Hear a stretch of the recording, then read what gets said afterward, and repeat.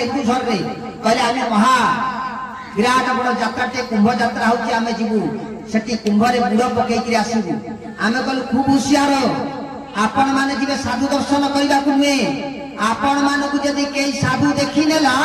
ताले ता जन्म जन्मांतर से मुक्ति मोक्ष निर्वाणर पथिक कहले तू कौन जाऊले साधु दर्शन करने यही रेकर्डिंग द्वारा आम भी कहलु आम कहलु तमें तमें जानी ना तमें केमिका साधु तमें एति परिमाण दक्षता तुम पाखे अच्छी हिमालय कंदर में बसिथिबा योगी मुनीषी मान कोटे गुण आपण मैंने अधिक जो पाखे प्रभु परमेश्वर स्थूल देहरे आसिक लीला कर चलीगले पहाड़ कंदर में बसिथिबा योगी मुनीषी मान दर्शन पाई पारती बोलिए चरमनाथ की। अरे आज्ञा चरम किए एते पढ़िला परे भी मध्य आम भितर गोटा कथा उठी गोटे चरम किए अच्छी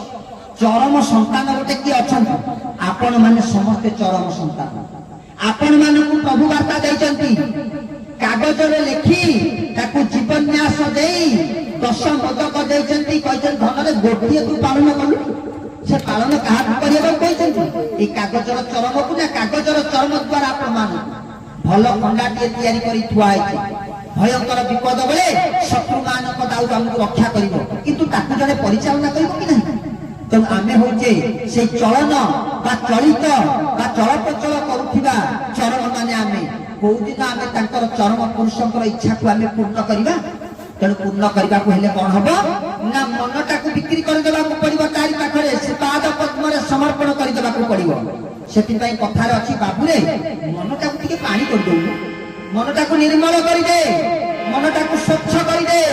आपण माने विचार करंतु मन को स्वच्छ करबा पई काई कुआ जाय ना स्वच्छ का कुआ जाय ना स्वच्छ जल निर्मल का कुआ जाय ना निर्मल जल मन को टिके तरल कर दे तरल का कुआ जाए ना तरल हो जल तेणु एते गुड़िए जलर आख्या कहीं मन को दि जाए ना ये संसार भितर जड़ीय अच्छी से तार निजर सत्ता को सब हजे दिए से हूँ जल से जमा ता सत्ता को रखब ना ठाकुरे कहले कहले तू तोर पारिबा पणिया को रखना तू तो पारिबा पणिया को मोरी कति हजे दे तू जो नदी है कि था कि नाल है कि था कि खात गड़िया रे पानी है कि था जो दिन आसी लवणागत समुद्र भीतर तू प्रवेश करिबू सेही दिन तू मो देहरे लीन हो आज मन को से कथा कहउचंती ए संसार भीतर जे केई जदी त्याग देई थाए से होची एकमात्र पानी बा जल आ व्यतीत आ जीवन रे केई त्याग दउनांती से कोन त्याग दिए ना अपन हांडिए खंडे ले कि जानतु पानी से पानी देर ठोपाई विष पकई दे देखिबे से पानी ता सत्ता हरि दब से हांडिए जाको पानी ना विष आज्ञा विष आ पानी ताको कहिबे नहीं पानी रो त्याग को देखो बाल्टी बाल्टी पानी पड़ी मात्र गोटे ड्रप विषता धीरे पड़गला सांगे सांगे पानी पहले मत सुजोग मिलगला मु आरी भीतर हजिजी देखो तू त्यागर भाग केते पानी पाखरी सांगे सांगे विष हांडिए पानी खुआई गोटे ड्रप टोपाए अमृत पड़गला पानी की सुजोग मिलगला कहला एति बेले मु ए सुजोग हाथ छड़ा करबी नाही मु पानी हे कि रहे मते मुक्ति नाही मते जे आसीबो नबाबे मु ता संगे मिसी जीवी सांगे संगे अमृत कर करण कहि आपण 1.5 लिटर क्षीर आनु 1.5 लिटर पानी आनु 1/2 लिटर क्षीर आनु 1/2 लिटर क्षीर रे 1.5 लिटर पानी पुरे देबे ताको आपण क्षीर ना ना ता थारु अधिक पानी खाई मध्य से निजर क्षीरर परिचय देई थाए एथुर हमें शिखिबा कोन ना पानी जे परी विषरे मिसिले विषरे परिणत होउची अमृतरे मिसिले अमृतरे परिणत होउची आउ कोथरे जो विषरे मिसिले विष अमृतरे मिसिले अमृत होई पारुची सेंती आमे भी मध्य प्रभुकर परमेश्वरकर श्री चरणार बिंदर आमे प्रवेश करिबा दरकार केमिति करिबा ना मन को आ विषरे पुरेबानी कि क्षीररे पुरेबानी कि अमृतरे पुरेबानी कोथरे पुरेबा ना मन को सुरे पुरे देबा मन को चाहू कि तू मते जो थे पुरेबू मु तार सहित निज को हजे देबू जदि सुरे आमे लगे देबा ताले से मनटा कु मना न होइत्री सु मनरे परिणत जदि आमे मन को ध्यान भीतर संलग्न करे देबा से ध्यान नष्ट होई जीव मन को जदि बुझे कि मनै देबा से मानी भी मध्य जीव आ मन को जदि आनंद भीतर प्रवेश करे देबा से आनंद मन होई जीव मन को जदि भाव भितर पुरे देवा से भाव मना नुहे भाव ग्राही परिणत हो तेणु मन को आम जो बाटे पुरेवा से बाट दे से प्रवेश कर तेणु आम ये कथा कहूचे एते कथा शुणिला परे ये कथा को पालन कर हाथ गोड़ कर केवल मन कर आम भीतर से मन पालन करना कहीं पालन करना ना मन किए ना मन हूँ अदृश्यमान अवस्था निजक स्थापित कर एक वास्तवता आत्मा आम भीतर अच्छा आत्माटा कौन आम देखीचे बर्तमान काटिदेवा बृहत यंत्र बाहरी पड़ो क्षुद्र यंत्र बाहरी पड़ो धमनी बाहरी पड़ो सब बाहरी पड़े कष्ट बाहरी हेले आत्मा कौन बाहरी किंतु आत्माटी अच्छी आत्माटी नुह कार से अटे अंतर्जामी से न्याय मनटे भी गोटे अच्छी तेणु से मन आमरी भितर रही से ता निज इच्छा तार से कार्य चले मन कौन इच्छा कार्य करी ना मन किए ना मन हूँ प्रारब्ध आमर पूर्व जन्म कर्मर फल आमे जहाँ करथिले ताहा होची क्रियामान से संचित होइथिला ताहा होची संचित वर्तमान आमे ताकू भोग करछे ताहा होची प्रारब्ध क्रियामान संचित एवं प्रारब्ध प्रारब्ध किए कि प्रारब्ध होची मन आमे एबे भोगुचे कोन भोगुचे ना पाठ भल पढ़ले चाकरी करी मन कहूँ पढ़ना चाकरी केते करी कहीं करुची ना संचित कर्म क्रियमान कर्म संचित है प्रारब्ध भाव रही आम मन द्वारा से कार्य करुची मन इज इक्वाल टू प्रारब्ध तेणु मन आम प्रारब्धता को खंडन जे पर्यंत आम न करिचे प्रारब्ध को आम जे पर्यंत दमन न करिचे आम ए अबुझा मन को केबे बुझे सुझे पाठ को आनी पारिबा नहीं कहले कहीं जीव मन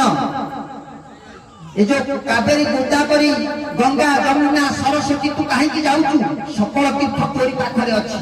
जदि मनटा को तू बुझे देबू सब पाई पारि से भागवत कहले कहले उठब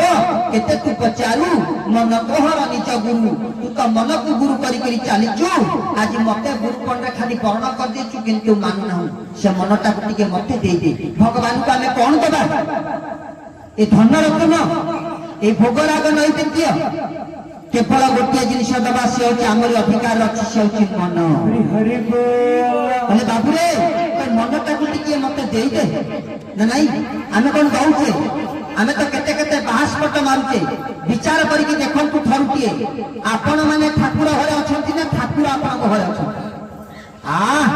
आमे एतिकी जानिचे जे आम घरे ठाकुर अछंती जे पर्यंत आमे भाबुथिबा आम घरे ठाकुर अछंती आम ठारू गंद मूर्ख ए संसार आउ केही नाही जो दिन आमे विचार करिबा जे ठाकुरंकर घरे आमे अछु से दिन आमर परिवर्तन आसीबो बोली आनंद कंद भगवान की आपण कोन हाथ टेको हाथ टेकिले आम घरे ठाकुर अछंती कि नाही हाथ टेको केते जन कहबे आम घरे ठाकुर अछंती केही कहबे अच्छा ठाकुरंक घरे आमे अछु हाथ टेकिले देखिबा अछु केते कि जमा सत कहूँ ठाकुर घरे आमे ना ठाकुर घरे आमे ना आम घरे ठाकुर आज्ञा आम घरे ठाकुर ठाकुर घरे आमे अच्छा ठाकुर घरे जदि आमे ताले ठाकुर तो सब देखुचंती जानचंती अच्छा दंड दबा तो सही मजिस्ट्रेट होचन सही अच्छा मजिस्ट्रेट आम घरे बहिचंती आमे कोन फूल चोरी करी गाड़ी ताऊ दउचो जदि आमे जानी थांतु आमे ठाकुर घरे रहिचु ए घरर मालिक होचंती भगवान परम पुरुष आराध्य देवता ता बारी कोन फूल चोरी करी जानी कि चोरी जिंस गुडा ताकू देले हरिबोल माण बसिबो ता बिनु पेंडी हनाई भल्ला एटी ठाकुर देखु नांती ठाकुर देखु नांती तू भात डाली तरकारी खाउचु ता पट साइड रे कागज लेंबु दिया आइछ ताकू कोन नकुली दाना दउचु जदि विचार करिबो तू जे ठाकुर घरे मु अच्छी मोर मालिक से